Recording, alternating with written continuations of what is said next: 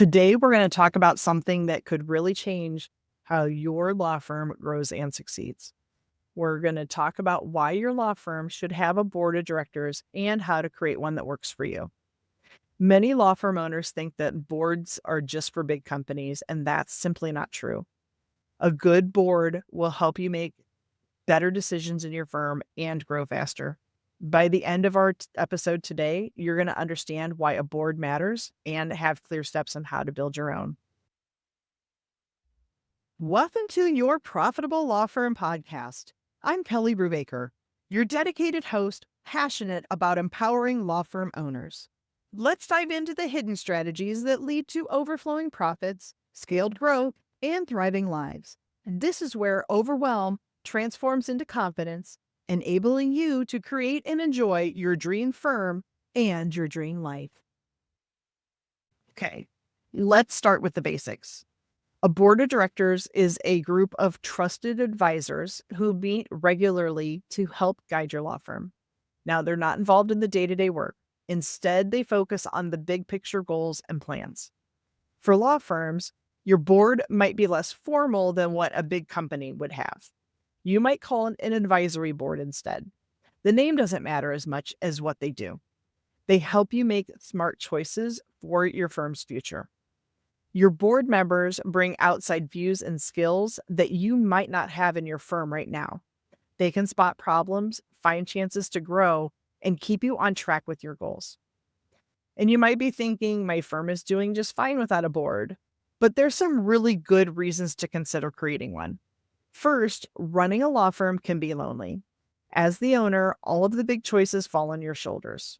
A board gives you a team of smart people to talk through tough decisions.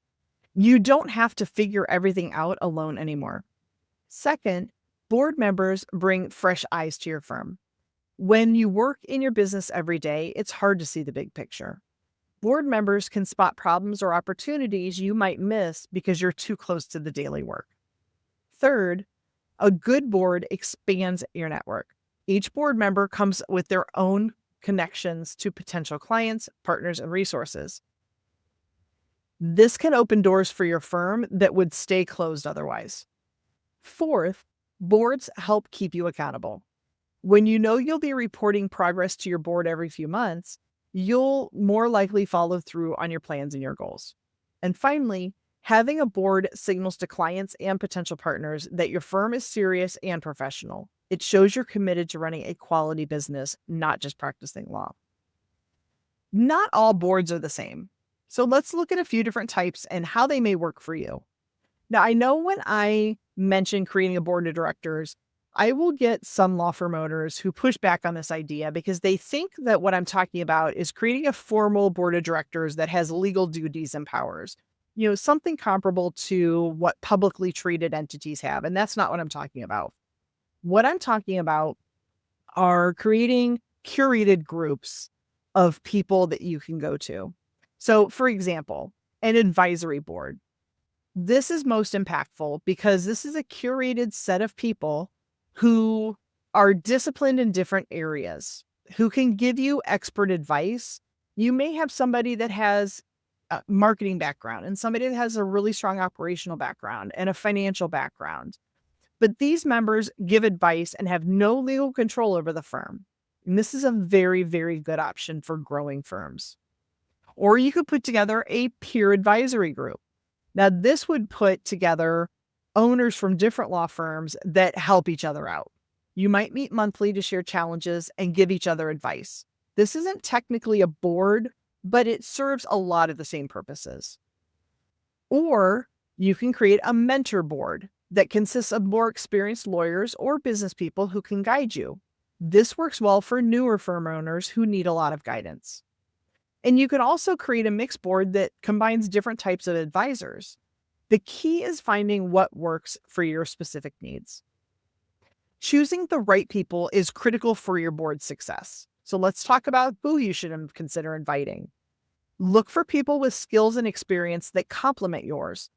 If you're great at legal work but struggle with marketing, find a board member with marketing expertise. If you need help with financial planning, bring in someone with that background. Good board members should understand the legal industry, but they do not need to all be lawyers. In fact, having people from different backgrounds can bring valuable new perspectives. Consider including a successful business owner from another industry. They can share what's worked in their business that may help your firm. If you need help with finances, bringing in an expert like a CFO can help with budgeting and profit planning. A marketing professional can guide your client attraction strategies. And a senior lawyer who has built a successful practice can share lessons from their journey. Now, avoid people who always agree with you. The best board members will challenge your thinking and ask tough questions because that's how growth happens. And don't just pick family and friends unless they truly have the skills you need. Your board should push you to be better, not just make you feel good. Let's talk about how to set up your board so that it works well. And this is about creating the right framework for success. Decide how many people should be on your board. 3 to 7 members usually works best. Too few and you won't get enough different viewpoints, and too many, the meetings become hard to manage. Next, choose how often you'll meet. Quarterly meetings are common for advisory boards. This gives enough time between meetings to make progress while keeping everyone connected. Set clear terms for how long a member will serve. 1 or 2 years is typical, with the option to continue if both sides are happy.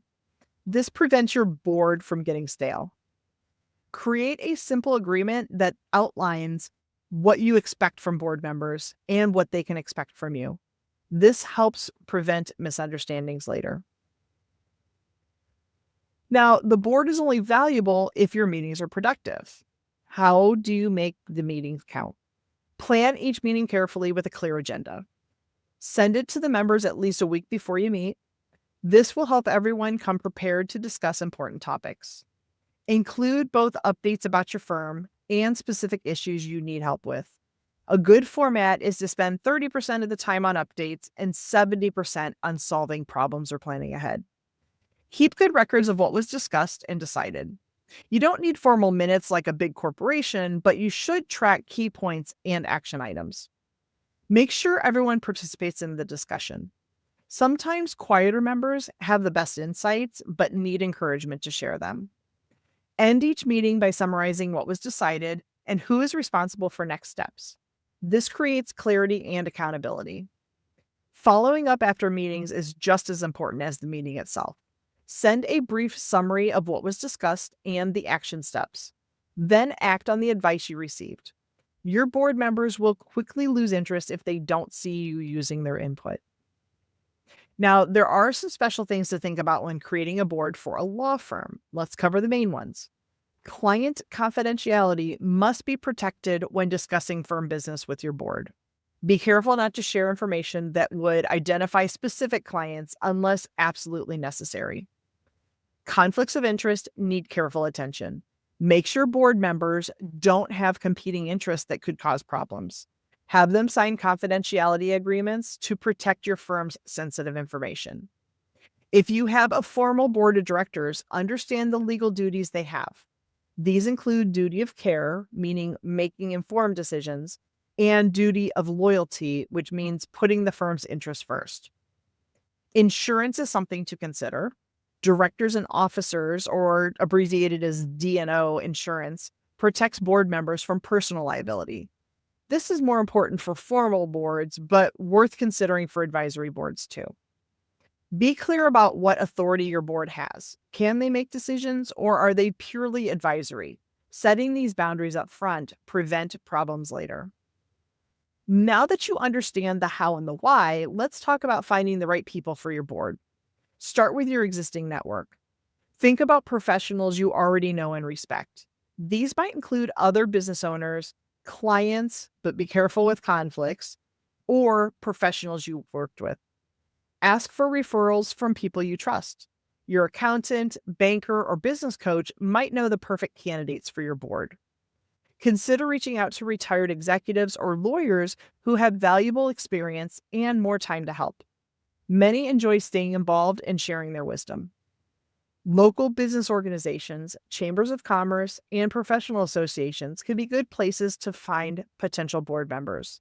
Attend events and get to know people before inviting them to join your board.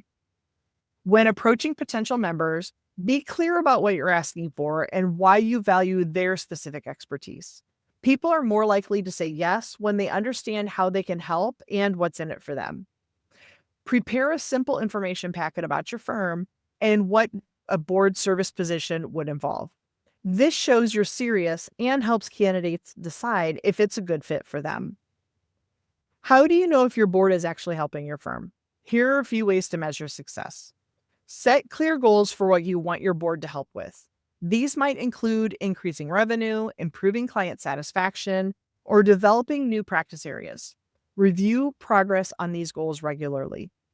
Ask yourself if board meetings energize you and generate valuable ideas. If you come to dread your meetings, or if you feel that you're a waste of time, then something needs to change. Notice whether you're actually implementing the board's suggestions. If you're not, why? Is it because the advice isn't helpful, or is it because you're resistant to change? Consider doing an annual review with each board member. Discuss what's working well and what can improve. This two-way feedback helps keep the relationship strong.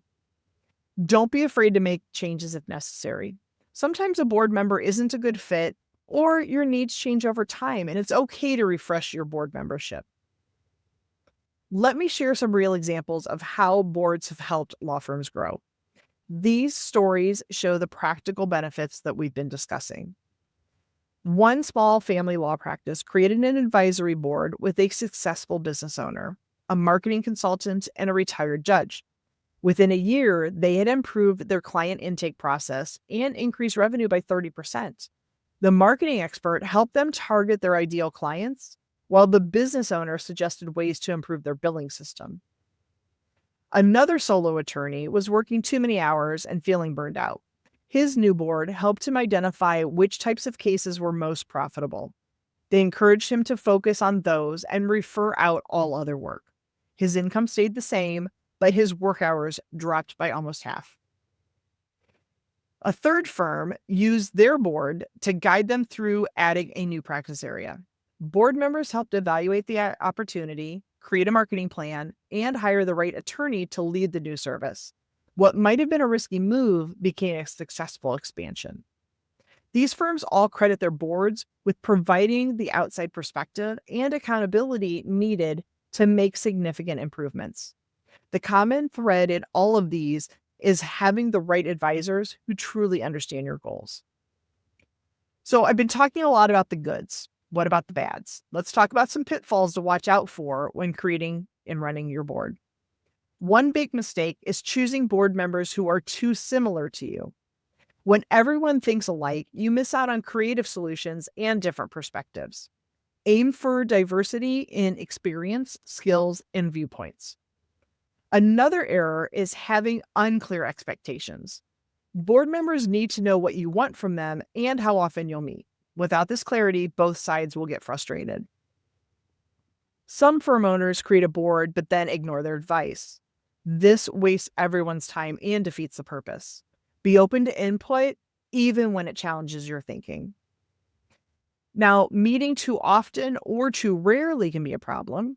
Too frequent, it becomes a burden. And too seldom, you lose momentum and connection. Finding the right balance is important here. Not preparing for meetings will show disrespect to your board members' time. So always have an agenda and relevant information ready to share. Finally, some firm owners are too afraid of sharing challenges with their board. Remember, they're there to help you with your problems, not just celebrate successes. Being honest about struggles allows them to provide their best guidance. Let's wrap up this episode with some practical steps to help you move forward with creating your own board. First, get clear on what you want help with. Write down the top 3 challenges or opportunities where outside guidance would be valuable. This helps you identify the expertise you'll need. Next, make a list of potential board members based on skills and experience that would address those needs. Aim for 10 to 15 names to start, knowing not everybody will say yes. Create a simple description of what board service would involve. Include meeting frequency, time commitment, and any compensation that you'll offer. Reach out personally to your top candidates. A phone call or in-person meeting shows respect for the relationship you're proposing. Explain why you value their specific expertise. Start small if you're unsure. You might begin with just 2 or 3 advisors meeting informally before expanding to a more structured board. Set a date for your first meeting within the next 30 to 60 days. Having a deadline creates momentum and turns your plan into reality. Remember, your board will evolve over time as your firm grows and your needs change. The most important step is to begin. So thanks for joining me today. I hope you're feeling inspired to create a board that will help your law firm thrive. Having the right advisors around you can make all the difference in building a successful practice that serves your clients well and supports the life you want to live.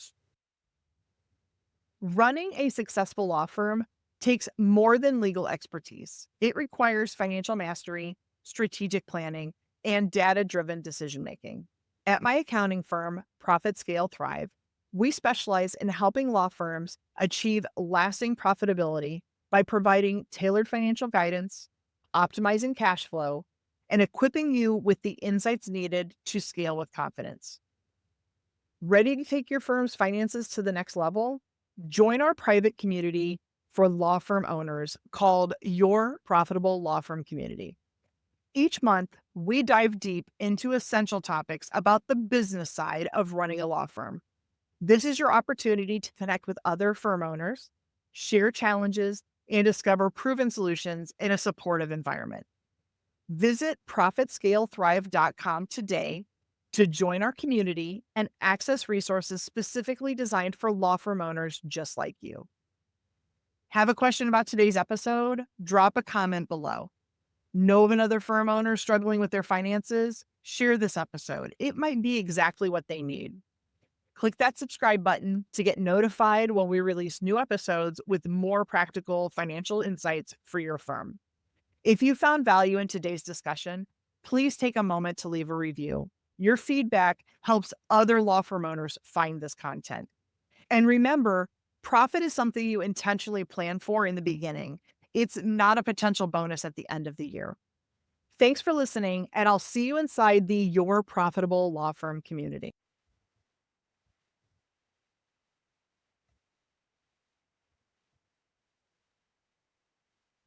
This is going to Dirk. Keep on.